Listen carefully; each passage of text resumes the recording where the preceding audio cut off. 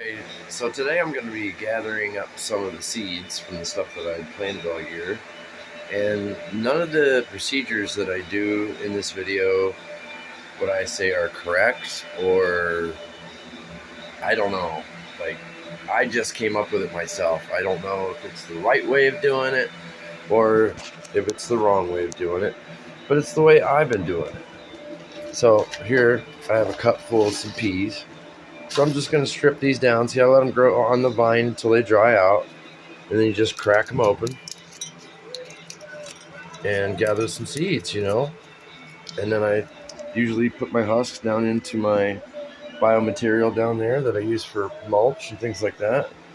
Now, each one of these little packets, this is not what's actually in there. These are seeds that I've gathered. That's a pink paper cut, second generation. I got this one.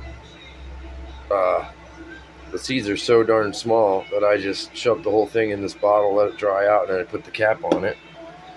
And then I've got all kinds of mixtures of stuff in here. I mean, I got some corn that I grew this summer. I'm going to try to see if I can strip off some of these kernels and grow some of that. Look at these flowers. I got to strip them all down and get the seeds out of the middle of them. Like I said, I don't know if this is exact science. I mean, that's a black-eyed Susan, and all the seeds are in the middle. You just strip them open. I mean, look, this is guts from a summer squash that I got from a local farmer that I saved because I wanted to grow some of his squash. You know what I mean? And this is Japanese maples that I dried off of my neighbor's tree. These are some bulbs that I gathered when my wife got some lilies for Mother's Day and she wanted to throw them away. Well, I took the bulbs out of them and denatured them. Not to mention this giant tray of marigold seeds that I've gathered this summer. I mean, that's enough marigold seeds to last me, you, and everybody you know for a whole year.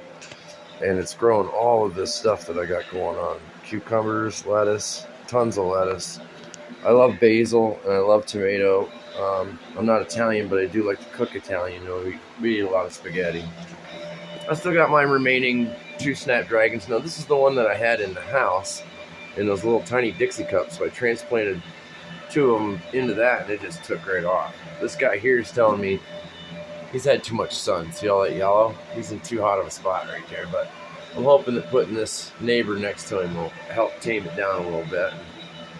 I got some more basil going. Now, if anybody knows more than me about basil, I would really, really like to have a lesson, because I was always taught that when the top of it, I've already pinched this one off, but when the top of this, right in here, it'll start to grow a real dense series of circles, which is generation of the flowers that make the seeds eventually. So I pluck them right off.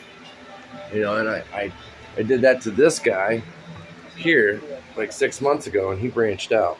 So I'm producing more because I took that off, but I don't know.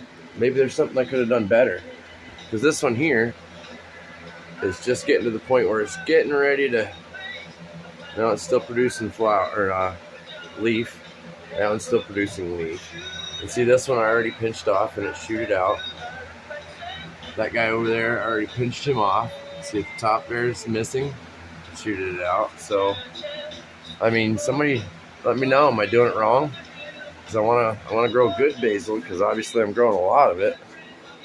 And yeah, I got some herbs and spices and all kinds of nices. So yeah, if you haven't already, go ahead and subscribe to my channel, and we can link up on a few other ideas, because I'd like to see what you guys would put in this greenhouse.